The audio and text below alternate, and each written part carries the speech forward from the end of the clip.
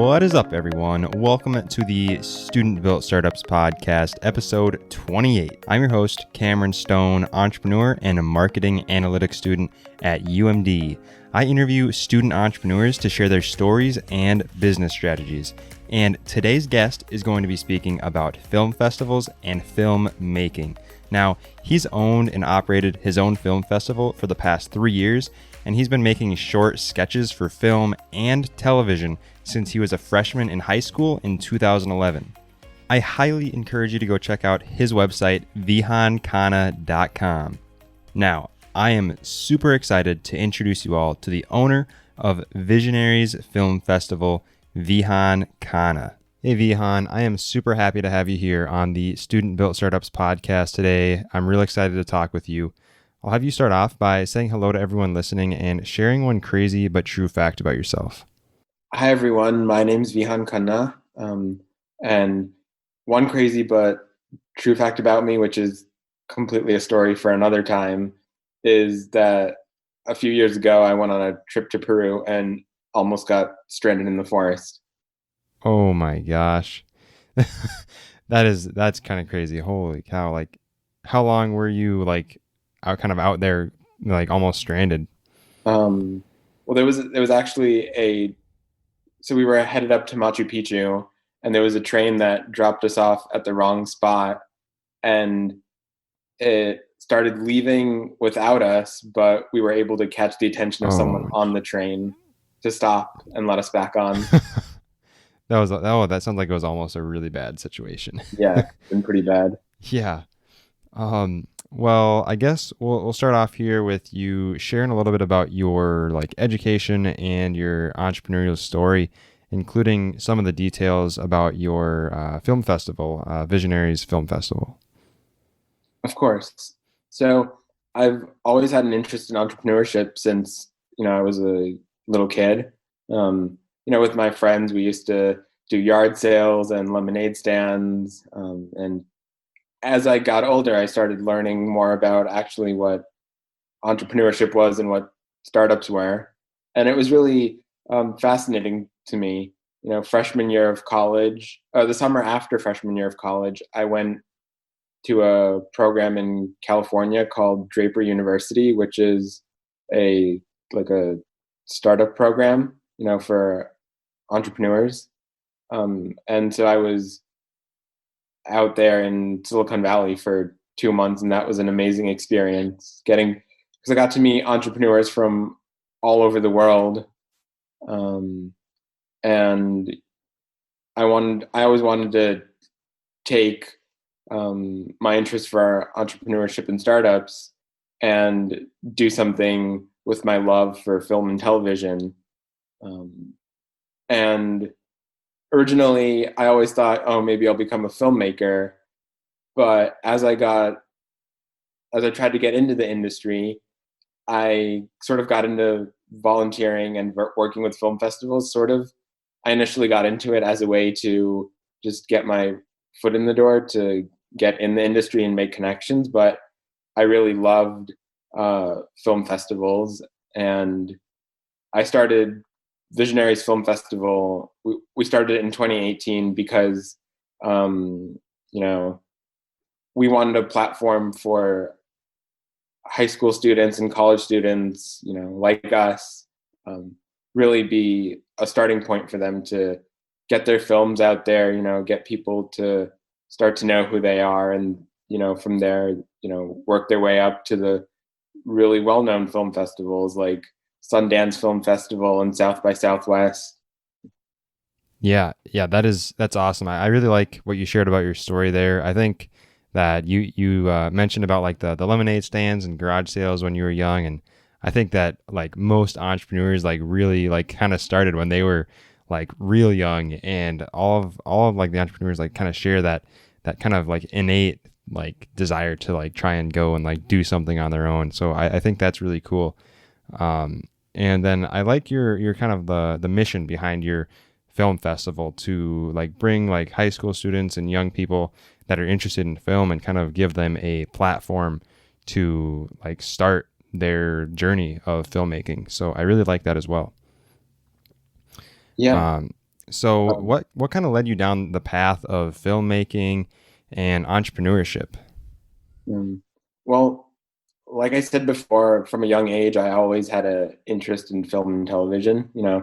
Um, be a little bit beyond just watching films and TV shows. Uh, I really like to, think about how they were made. I you would say, I know this director, most of his stuff is great, and so this new movie that he's making should be really good. And also just thinking, looking at it and saying, "Wow, that shot was really cool," or "That shot must have been really complicated to do," and sort of wanting to learn how these things are done. Get down into the science of it. Yeah, yeah. So like when you're like watching movies, would you like try and like analyze like each different like shot and like try to figure out like kind of what made that unique or what made that so interesting? I could imagine maybe that's kind of what was going through your head if you were like so kind of intrigued about that. Yeah, as a freshman in high school, I took my first sort of film TV class. It was a television production class, and that's when I started to learn more of the film equipment and different camera techniques and things. And that was so eye-opening for me because I was really able to finally understand, how things are done. And going back and watching old movies from my childhood, I could see, oh, that's now I understand how that was done, and I could try and do similar things myself. Yeah, yeah, that's really cool. I'm looking forward to like hearing more about like filmmaking and stuff later on in the interview because I've had a brief like I guess introduction to like filmmaking that kind of stuff in some of my classes at school, and it's pretty intriguing to me, but I haven't had like very much exposure to it. So this is a real interesting topic to me personally. So pretty excited to jump into this a little bit more. Yeah, I'm excited to share with you. um, so if there was one thing that you wish you would have known before you started down your path of filmmaking and entrepreneurship, what would you say that one thing would be? Um, well, going into filmmaking is not really like your traditional 9 to 5 office jobs. So it can be kind of tough because um, you can you can be on a lot of indie films, and you might be working for 3 days and then spend a lot of time looking for your next job, or you might be working for 3 months. Um, and you can also, like, you can get onto a show, and like a TV show or something, like get on the production team, and you can think that it's really good and it's going to go on for a really long time, but you never know, it could just, in a couple of months, it could just all come to an end, and you're back to looking for a new job again. Like, there's not a lot of job security in the industry. And Yeah. then, yeah, and then along with entrepreneurship, I think that, going into any sort of business or startup idea, you never really know how much work is going to go into it. And for a lot of things, you think you know how it's done because you've read lots of books and you've taken lots of classes, but it's always so much more different and a lot more complicated when you're actually doing it yourself. You come across situations that you couldn't really learn in the classroom, that you have to learn from firsthand experience. Yeah, absolutely. I mean, the like amount of like underestimation in entrepreneurship is like really kind of insane because like it sounds a lot of it is like it sounds simple and it seems like it is simple. And most of the time it is simple, but applying it to like each specific situation is like such kind of a shot in the dark, and especially when you're new to like doing all this stuff, it's really like just a game of navigating your way through it and learning through your mistakes.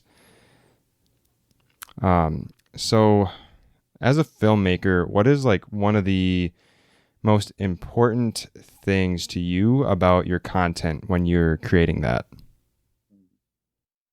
To me, I just want my content to be really genuine to who I am and what I believe in. Um, I I don't believe in trying to go after what you think the audience wants. It's my belief that if I create something that I put my hard work into, my heart and soul I put into it, I just do my best job. I think there are going to be people out there who like it, even if it's not what the masses like. There's still going to be a small subset of people that it really caters to. Yeah, yeah, absolutely. I mean, because like one of the things that I'm really kind of passionate about is when you're anything you're putting out, if you're putting out content of any kinds, I think that it's like important to be sure that you're doing like it for you. You're not trying to, like you said, kind of tailor it for what you think is going to do well. Because if you really focus on like voicing your own like voice, essentially, you're going to be able to like reach these people like in a deeper way and have like more of an impact on those people, even though it may not be as many. And then also just the fulfillment that comes with that is got to be greater fulfillment when you are really knowing that you're voicing like exactly what you want to. So I think that's Yeah, like a great and yeah. thing that you said. I mean, also with that, when you're creating things that you think other people will like, but it's not really what you like, you're almost, in a sense, becoming like a sellout. Uh, I mean, even you're just going to try to get the audience, but at some point, you get tired. You get tired of it. You can get tired pretty quick because it's not interesting to you, and that's why you see a lot of people that have a big following that just don't want to do what they're doing anymore because it's never what they envisioned for themselves. Yeah, yeah, that actually makes a lot of sense. I could imagine that there would be like very quick burnout if you started doing stuff that wasn't necessarily like for you in a sense and like doing what you want to do. And I mean, I could definitely see how that would lead to kind of a burnout and you just not wanting to do that anymore. So you made a great point there. Um, so what do you enjoy most about filmmaking and operating your film festival? But when it comes to filmmaking, I just find it to be, you know, I just find it to be really fun. You can go out with your friends and you can film almost anything. You can go to the park and you can just take some random shots around and you can edit together a little something, or you can have more of a script that one of you guys have written with a story.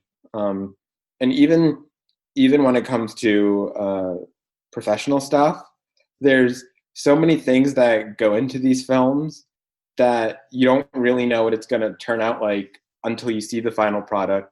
And it, at least to me, it feels so rewarding.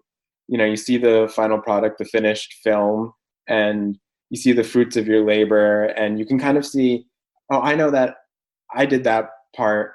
And it just feels so gratifying. And then with the film festival, I with the film festival, I really like, again, helping students, get a platform to get their films out there. I want them to know that they can become filmmakers. People care about their work. People want to see their work, and I also don't want them to feel like, you know, that they just, because a lot of them will not want to submit because they think, okay, if they go to a lot of these big film festivals, they're going to spend money getting their film out there, and the film festival might not even want to show their film.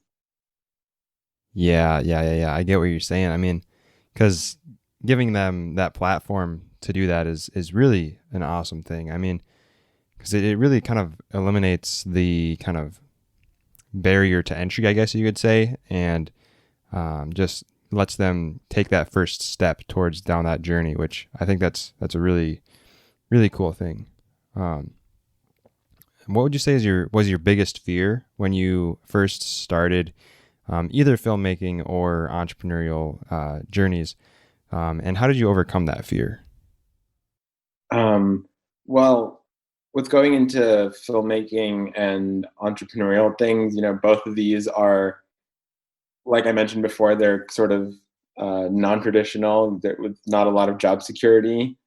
Um, and so the biggest fear is, just everyone around you is, um, you wonder if they're supporting you, that that you could go for a traditional office job and you could have job security and make money, or but I I wanted to follow my passions for like entrepreneurship and filmmaking, and that's sort of how the film festival was born, as a way to combine those two interests. um, Yeah, yeah, absolutely. You made a really kind of cool point there because I think that especially like with young people, they always feel like they need to go to that 9 to 5 job, and if they're like out of college or out of high school, they get a 9 to 5, and then they kind of have the mindset of they'll do that first, and then they'll maybe later on try experimenting with things that they're passionate about and have interest in. But I kind of think that like what would be almost better is to just kind of flip the kind of the order of that, and right out of school or whatnot, you go and follow what you're passionate about and do what makes you happy. And if it works out, that's great. And if not, you can always go ahead and go back and find that 9 to 5 job. And you can also use those things that you've learned from that journey as like a resume booster or whatever you want to help you kind of get to that other side, if you per se. yeah, I mean, when kids are in like high school and college, or even when they're recent grads, they usually have little to no expenses. I mean, a lot of kids move out of their parents' house and go off to live in a college dorm, and they feel like when they graduate, they have to live on their own and make it.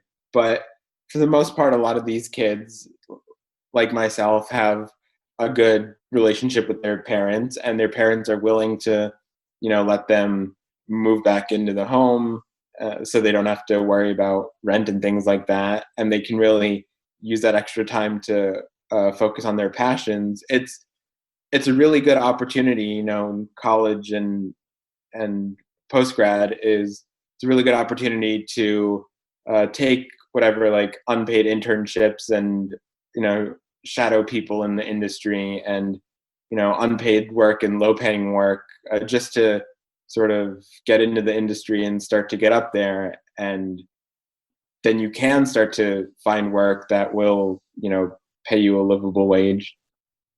Yeah, yeah, absolutely. And you made a good point about like not having to like necessarily go out there and like do it on your own after college and or high school, whichever it is. Because like and this you have options. You could, like you said, you can go live back with your parents, or you could find 2 or 3 people to be roommates with and split rent 3 ways, which would like cut costs a lot. And like there are a lot of different options that you can take to help you like have the power to follow your dreams or passions when you want to. So let's switch over to talking about like how to create a great film and some of the stuff that goes into that. So like what would you say differentiates a great film from a good film? If there's anything that you could like specifically pinpoint, I guess. um, so there's a lot of different things that you can do to differentiate a great film from a good film. When you have these, it's a lot of people think that if I have a really good cast of well-known actors, it's going to be a really good film. But you can find plenty of films out there that are, the actors, but the film is just a flop. Um, but there are films like, some of the Star Wars films, or even the Avatar movie, that sort of try to use these almost like futuristic sort of stuff on their films. They often they might like have their film scripted and say, okay, I know that the technology to make this film is not around now, but I know that it should be available within the next 5 or 10 years. And so those are sort of films that last a really long time. Um, or even another example, if you see 2001: A Space Odyssey, which came out sometime in the late 60s, if you watch it now, you might not even be able to tell that it came out that long ago, just from how well it was made. Um, so Yeah, I mean, that's a really actually interesting thing because I wasn't aware that like Star Wars or Avatar were like scripted like that far in advance.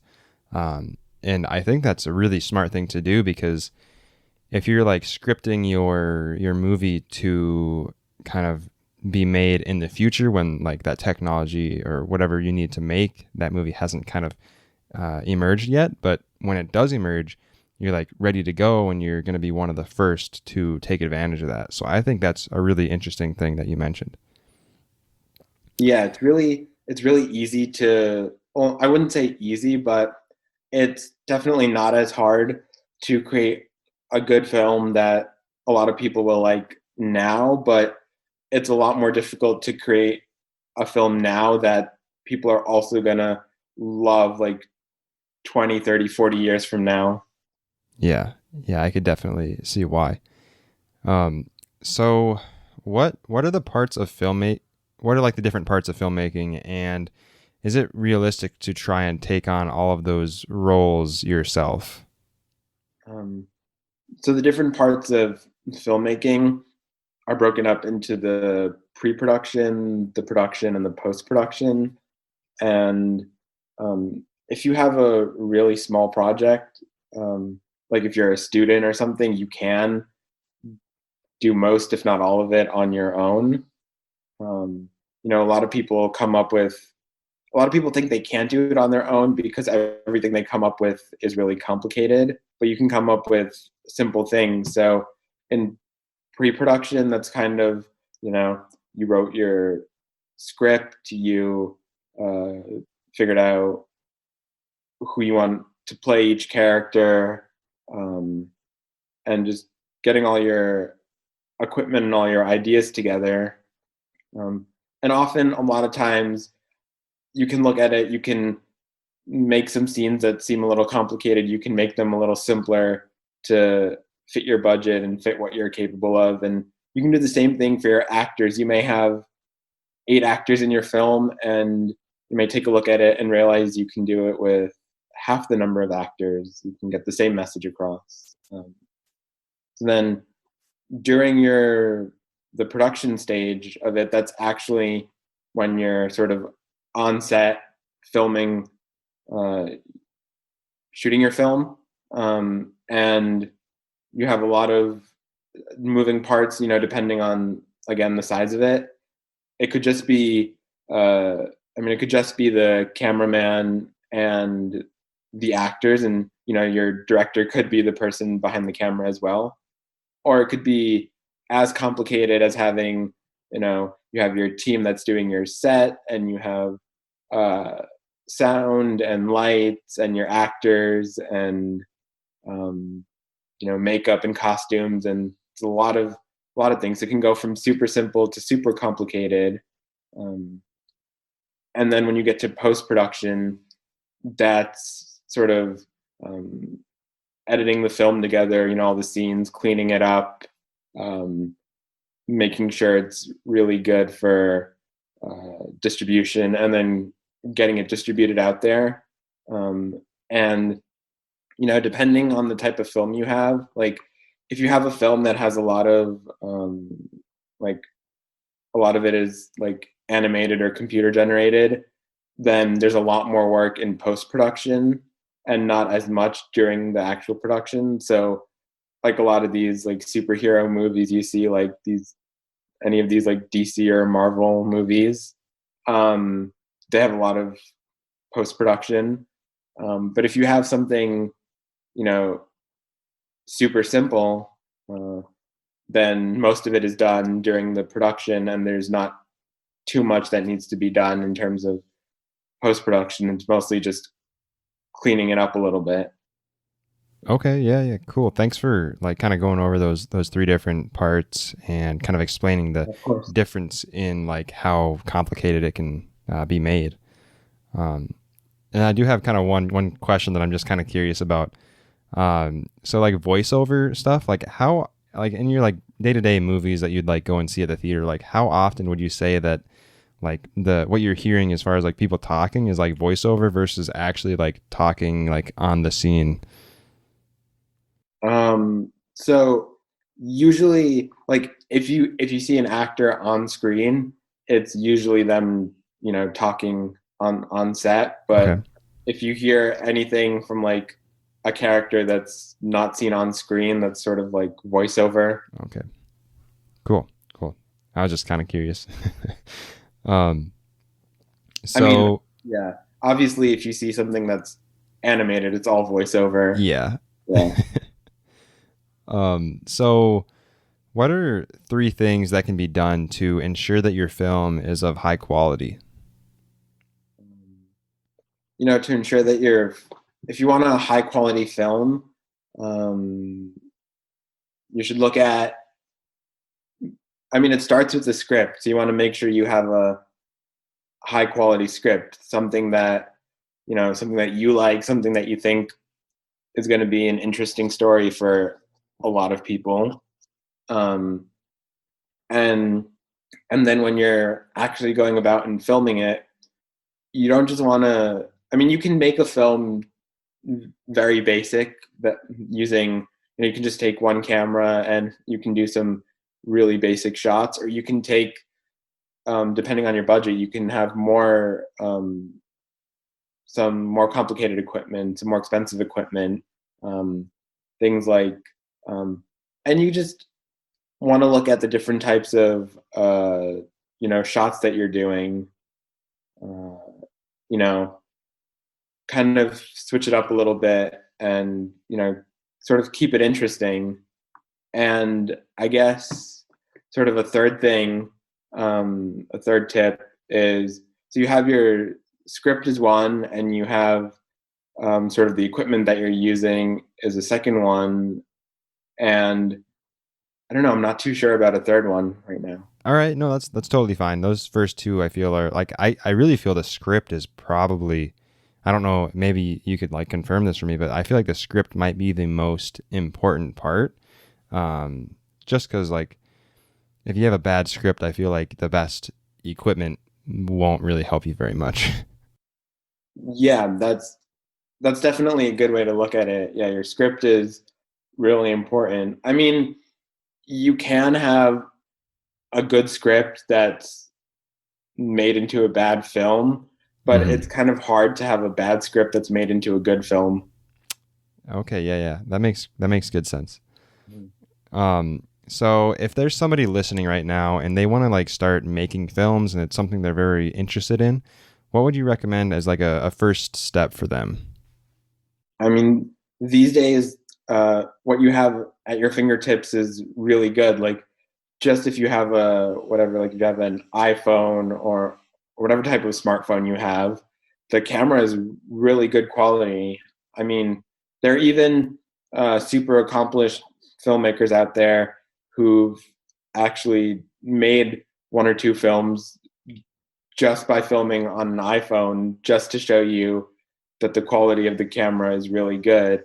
And so you just start with that phone that you have and use that as your camera. Um, you can get a couple friends together. You can do it in your backyard or go to the park or something, and you can really put something together for, you know, little to no budget.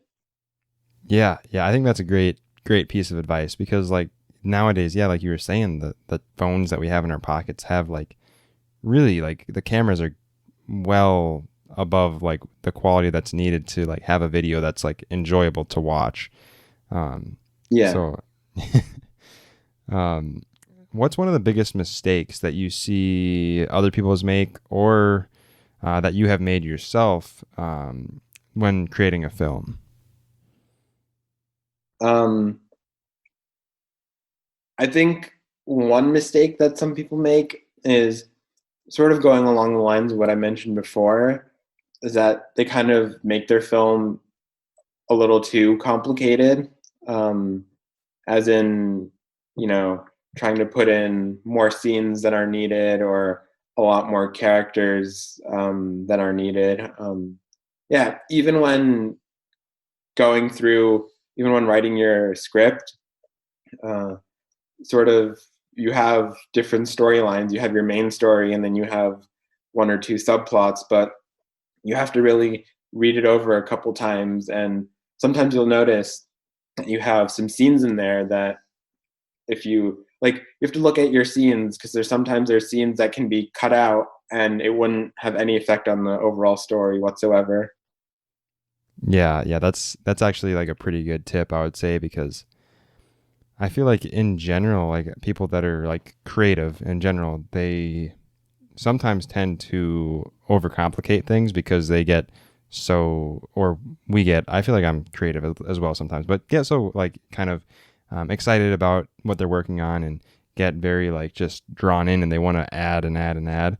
But sometimes if you simplify things down, it actually like adds to like the end goal of what you're trying to kind of present. I feel sometimes less is more in some scenarios.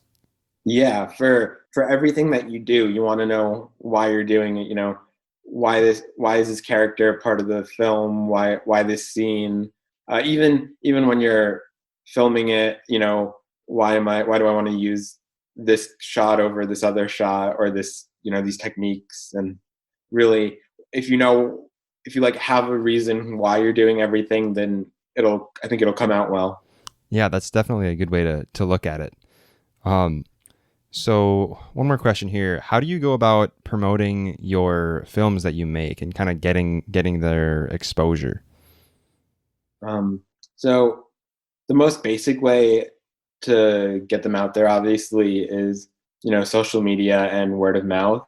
So you can there's so many different kinds of social media platforms out there that you can uh, post your films to get the word out.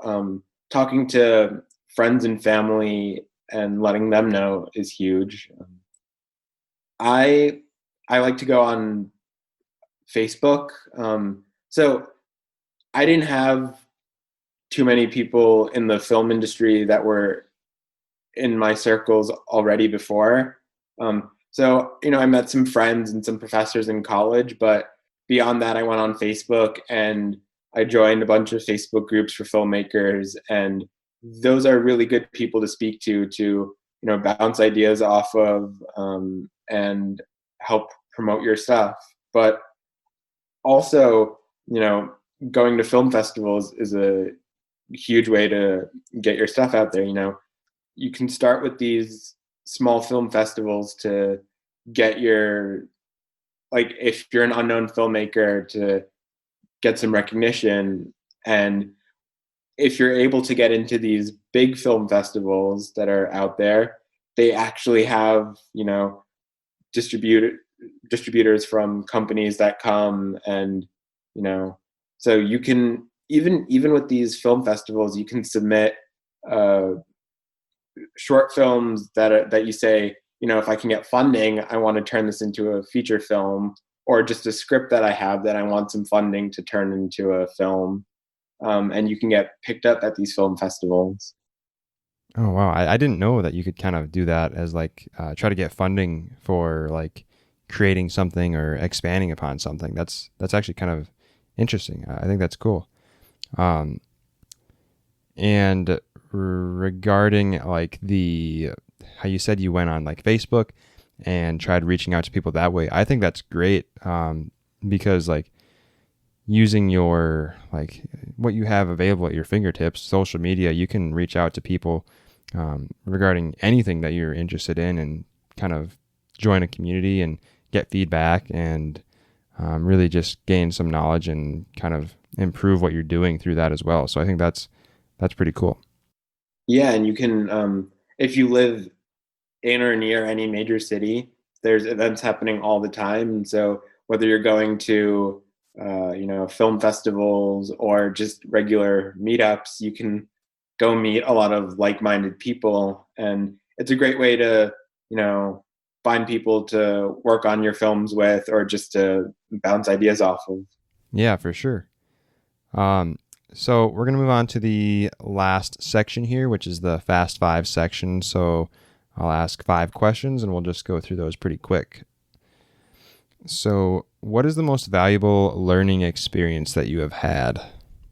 Um, I think the most valuable learning experience that I've had, well, in terms of filmmaking, I would say that you know, just in school being given, we were taught how to use the equipment, and just being sort of given the equipment and almost sort of being given free reign to put together a project, and you learn your creativity and how to make films.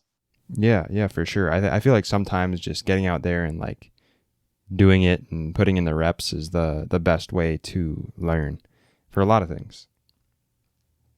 What is one book that you would recommend? Now I know you're a big like movie person, so maybe you're not a huge book person, but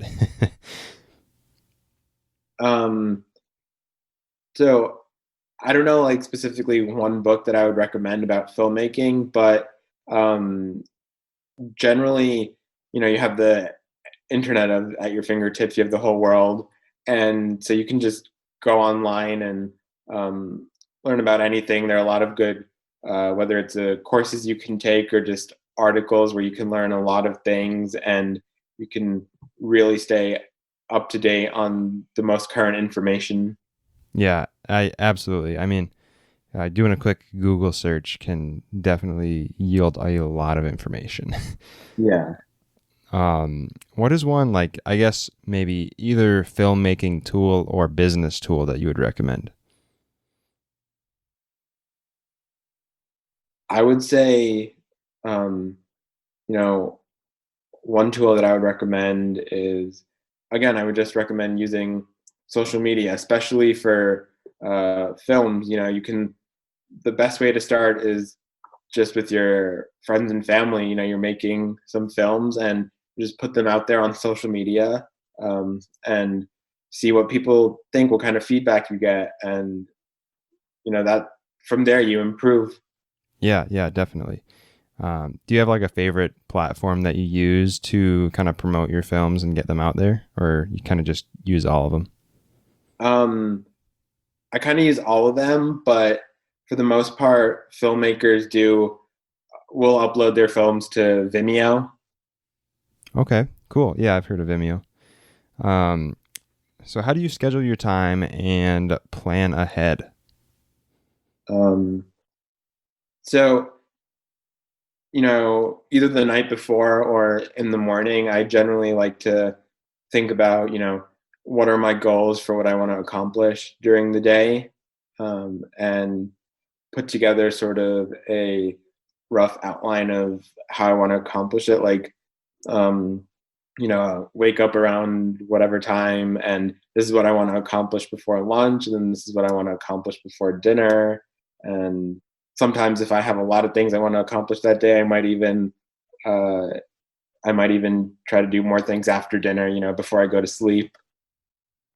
Yeah, yeah, I do kind of a similar thing when I plan out my days. I like breaking it down into like sections and then trying to set like basically benchmarks for what I want to have done by this time. And Yeah, most of the time, I overestimate how much I could get done, and then things get pushed back.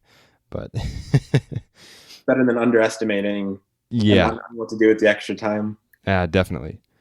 Um, so last question here is, what's the number one thing that drives your motivation? Um, I would say the number one thing that drives my motivation is that I'm doing something that I really love and have a passion for. And when you're doing something that you love and have a passion for, you wake up every day excited and going to work doesn't feel like work because you really enjoy it. Yeah, yeah, definitely. I mean, just that feeling of like when you know what you're doing is like making you fulfilled, it makes doing it just so much easier, and it's not even like work really. It's just you doing what you like to do. Yeah. Um, So I think that's great that you found kind of that what that thing is, and I think that a lot of other people out there should strive to find out what that is for them. So Vihan, you gave some great information about how to create a great film and shared your awesome story. So that was great as well. But before we wrap up, I'll ask you to provide one main takeaway for everyone listening right now.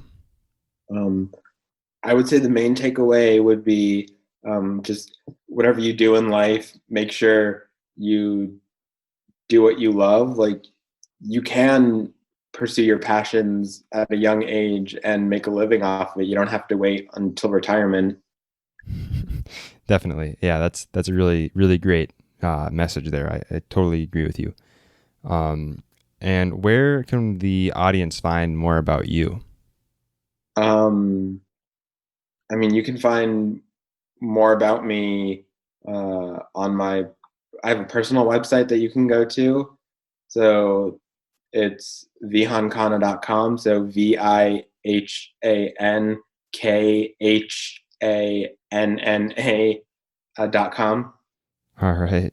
Cool. And I'll make sure to put that in the show notes. And if you want me to put your social profile in there as well, I can put those in the show notes as well, so everyone can find those. Okay. Yeah. So I really enjoyed having you on the podcast. Thanks for being on. Yeah, thank you for having me. Yeah, for sure. All right. And that is all that I have for this episode of the Student Built Startups podcast. I'm super happy I was able to share Vihan's story with everyone that's listening right now. And big thanks to Vihan for coming on here and sharing his experiences with everyone listening. And also, thank you to you right now, the listener, for listening to this episode. It really means a lot to me. And if you want to hear more amazing entrepreneurial stories and advice, I highly encourage you to subscribe, leave a rating, leave a review. And if you're interested in finding out more about what we talked about today or the links to everything that we mentioned, head over to studentbuiltstartups.com and you'll find all that stuff that you're looking for. Thanks again, and I will catch you on the next episode.